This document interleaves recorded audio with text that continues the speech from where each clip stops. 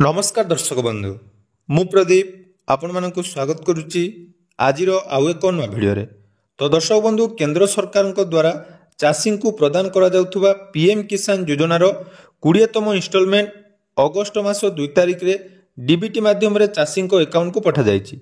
तेणु आपण माने समस्ते जानिथिबे चलित वर्ष पीएम किसान जो 20तम किस्ती मिलिला जोटा कि आपण मानकु जून किंबा जुलाई मासरे मिलिबार थिला किंतु कौनसी कारणवशतः केंद्र सरकार तरफ यही सीएम किसान योजनार 20तम इन्स्टॉलमेंट जहाँकि आपण मानकु टिके विलंबरे अगस्ट मास 2 तारिख रे प्रदान करा जायतिला।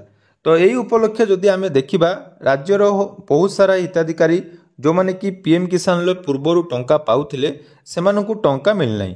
तो यार कारण कौन रही एवं जदि आमे देखिबा चलित जो पीएम किसान जो चाषी और भाई भौणी माने पूर्वर तांकर समस्त डिटेल्स ठीक थिला एवं कौनसी कारणवशतः सेमाने टंका पाई नथिले एवं जदि आपण माने पीएम किसान योजनार 20तम इन्स्टॉलमेंट पाई नांती ताले आपण मानको पई बहुत बड़ इंपोर्टेंट अपडेट जहाँकि केंद्र सरकार तरफ वर्तमान समस्त हिताधिकारी को एवं विशेषकर जो बैंक रे आपण मानकर प्रॉब्लम रहउतिला तो तार सॉर्ट आउट करिया पई बा से प्रॉब्लम को केमिति सहज करा जिवो एवं चाषी माने केमिति पीएम किसान योजनार टंका पाइबे से नहीं जाकि गुटे बहुत बड़ इंपोर्टेंट अपडेट आसीची। आसंतु कौन रही से अपडेट से विषय संपूर्ण डिटेल्स जानिबा। ता सहित जदि आपण माने पीएम किसान ले पूर्वर टंका पाउथिले वर्तमान आपण मानकर टंका आसी नाही ताले आपण वर्तमान निज निजर स्टेटस मध्य चेक करि परिबे। कारण वर्तमान देखंतु पीएम किसान पोर्टल ले स्टेटस पूरा अपडेट हो जाइछि एवं गतकाली मध्य मेंटेनेंस थिला मेंटेनेंस परे वर्तमान आपण माने निज निजर स्टेटस मध्य चेक करि परिबे। तो ता पूर्वर जदि चैनल को प्रथम थर विजिट करचंती वीडियो को लाइक करिवे चैनल को सब्सक्राइब करबा सहित पाखरे थिबा बेल आइकन को क्लिक करी ऑल ले सेट कर देबे।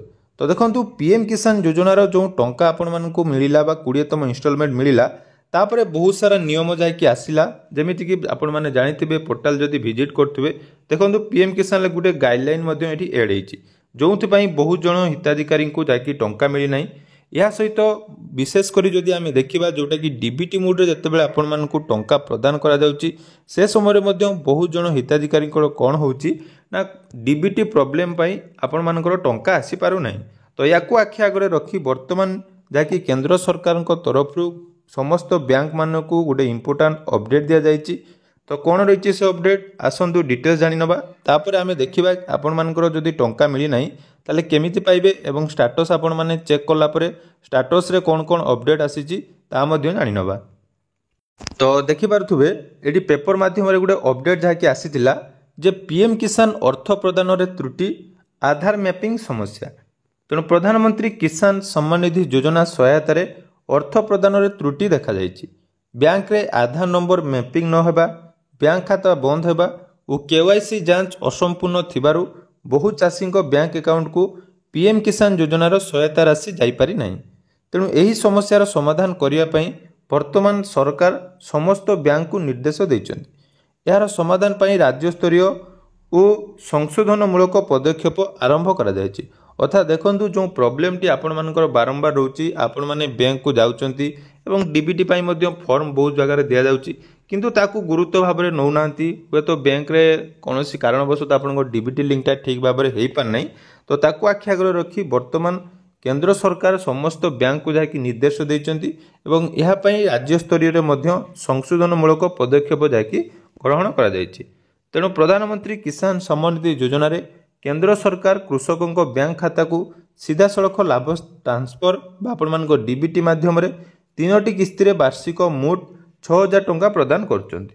तेणु आधार संयोग थिबा कृषकों बैंक खाता रे एही टंका सीधा सड़क जमा होउछि।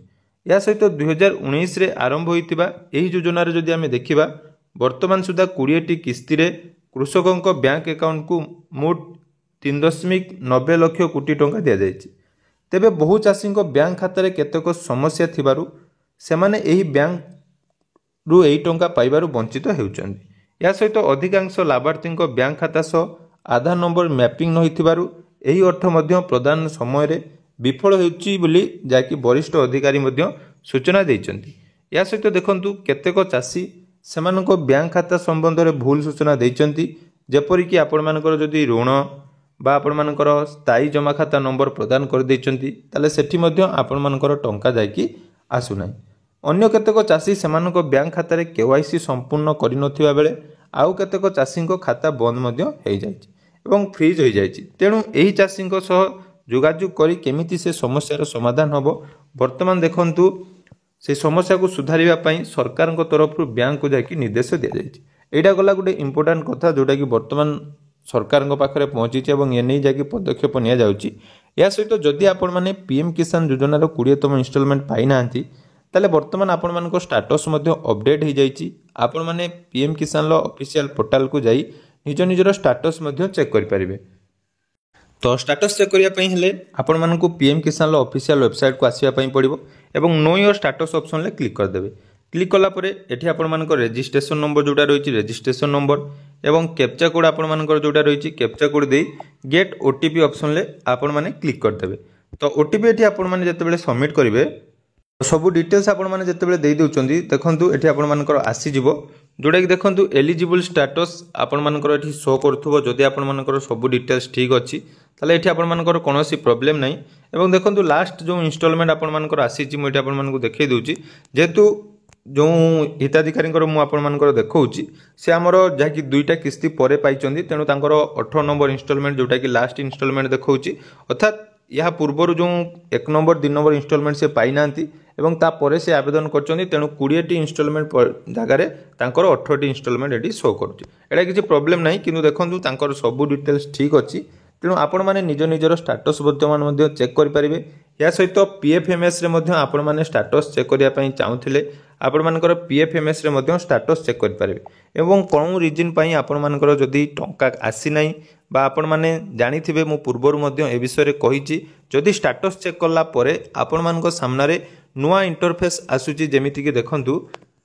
तो एई भली जदी आपण मानकर विभिन्न प्रकार रीजन रहिछि इनएलिजिबिलिटी रे जेमिति कि आपण मानकर लैंड ट्रांसफर डेट फेब्रुआरी 1 2019 पर होईछि ताले सेटी मध्ये आपण मानकर काटी जाईछि। या सहित बहुत सारा रीजन वर्तमान नुआ करी एड होईछि देखंतु रजिस्टर प्रोफेशनल हिसाब रे मध्ये काटिछि एवं इनएलिजिबल डेथ बा इनएक्टिव हिसाब रे बहुत जनकर काटी जाईछि।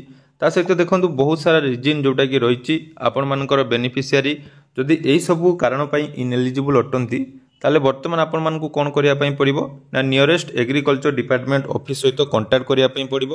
पूर्वरु मध्ये ए विषय रे म आपण मानकु कहिछि बहुत सारा कमेंट मध्ये एबे आछी जे पीएम किसान लो टंका मिलिला नहीं केमिति कोन करिबा या पई ऑनलाइन ले कोनोसी भी प्रोसेस नाही जो जो प्रोसेस पई आपण मानकर बा जो जो रीजन पई आपण मानकर इनएलिजिबल हेचंती आपण मानकर टंका आसी नाही तो से सबरो समस्यार समाधान केवल आपण माने निजर एग्रीकल्चर ऑफिसर सहित भेटिला परे तांको द्वारा ही ऑफलाइन ले ए सब काम करि हबो।